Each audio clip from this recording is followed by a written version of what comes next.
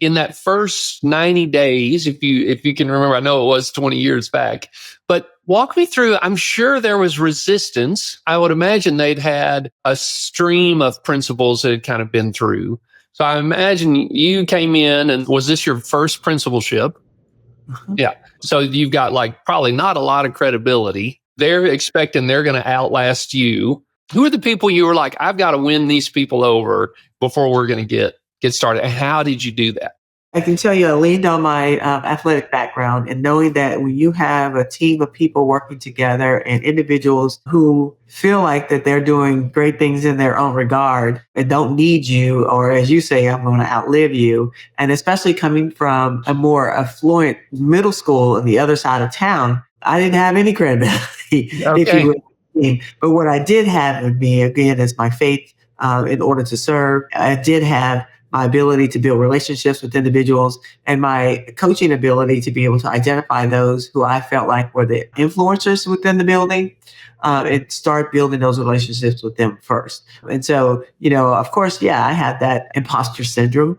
But I also know that leaning on my faith and ensuring that I believe that I can serve kids and kept that as my purpose. I like to say, let's keep the main thing. And that's really what we worked on. And all the other things I wouldn't say took care of themselves. But when you can have individuals all with the same goal and purpose and focus on why are we here? And we are here for kids. I'm not here to deal with adult problems. Yes, we all have those challenges, but we built a culture where we left those things at the door. And we were in that building from 7:45 until 3:20. It was all hands on deck. And everyone serving the kids. We scheduled regular meetings on what's going to be our plan of action for whatever the challenge was. And I had all my department chairs at the table. So it was a really good cross spectrum of all the staff. And again, I was leading blindly, but with a lot of faith.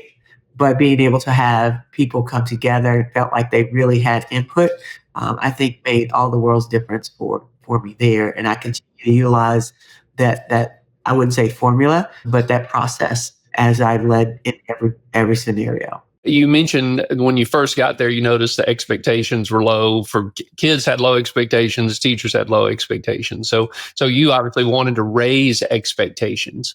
Was there a specific thing that you did to say, hey, we can do better to help get that message across and infuse that into the culture? Yeah, I mean, really, truly just trying to ensure that the common personal beliefs were there together. I think that helped because so many times in education, we always talk about what kids can't do. And that really bothers me so much so that I actually do not even utilize the phrase at risk or the label at risk.